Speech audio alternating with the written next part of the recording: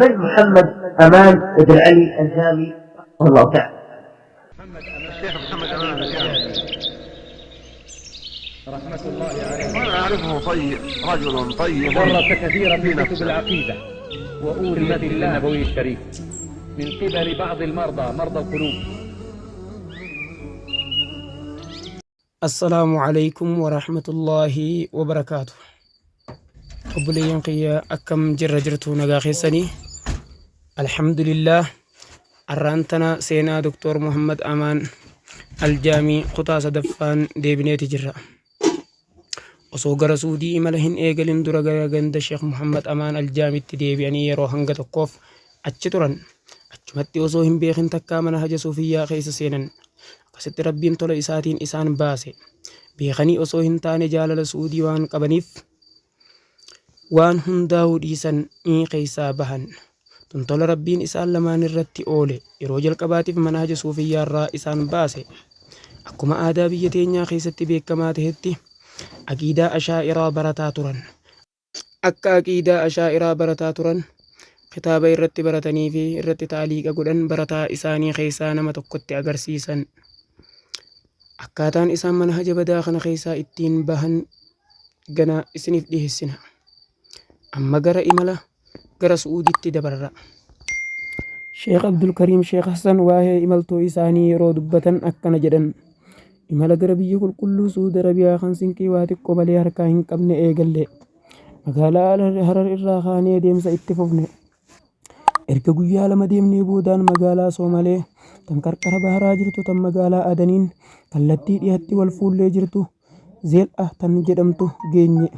Guyyaa muraasaaf doonii eeggachuudhaaf magaalaa tana keessa turre. Ergas doonii guddoo tan meeshaa fe'attee gara Adan deemtu arkannee nama muraasa waliin yaabbanne. Erga guyyaa tokko geenyee bishaan keessa qilleensi akka malee dhuftee tuujii akka gaaraa nu gubbatti ol kaafte. Dooniin teenya yeroo garii ol kaatee yeroo garii gatteessi. Innaa lillahi. Nuti ija teenya walitti cufanna akka du'a teenya agarreef jecha. Nuti akka nama sakaraata du'aa keessa jiruuti. Osuma akkasitti jirruu rabbiin qilleensa nurraa deebisee rahmata isaatii fi tola isaatiin alhamdulillah tasgabbiin guyyaa 3 fi cinaa deemnee Adan geenye. Egaa obboleeyyan keenya rabbiin gabroottan isaatiif ni tumsa.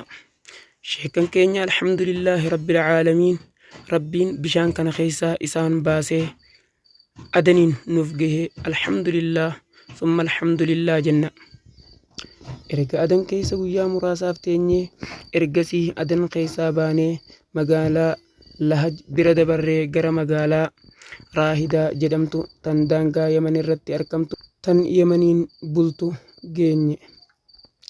Egaa obboleeyyan keenya seenaa sheekaa Oromiyaa irraa kaasnee Soomaliyaadhaan akkasumas bahara qaxxaamurree jirra. Magaalaa Adan keessaa baanee Raahidaa geenye jirra. Achirraa gara Suud Arabiyaa akkaataa isaan itti deeman kutaa dhufu keessatti isiniif ibsina. Maaliif yoo guddate ilmi namaa dhaggeeffachuun ni jabaata waan ta'eef gaggabaasnee dabarsina. Hanga kutaa biraatiin wal qunnamnutti nagayaan nuuf tura. Akkuma beekamu kan isin waliin ture obboleessa keessan Bayaan Hamdiiti.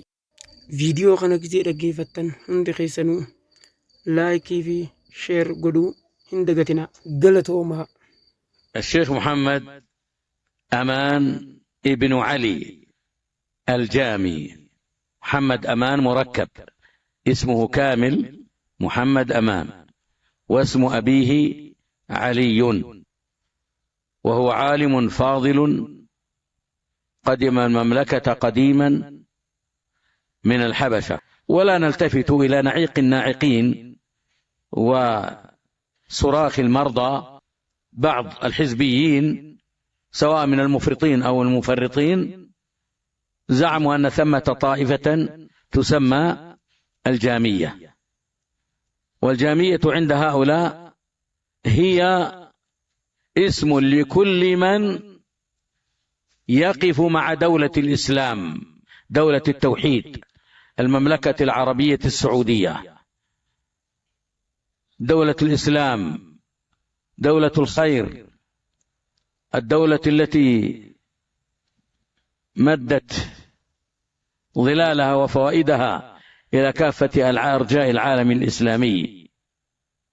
فعند هؤلاء النوكة والمرضى، نوكة يعني الحمقى، كلمة نوكة بمعنى الحمقى، فعند هؤلاء النوكة والمرضى إطلاق اسم الجامية على كل من ينهج منهج السلف، كل من ليس عنده شرك في الألوهية والربوبية، كل من يثبت أسماء الله وصفاته، كل من يوالي دولة الإسلام المملكة العربية السعودية ويسير على منهجها يلقبونه بهذا اللقب.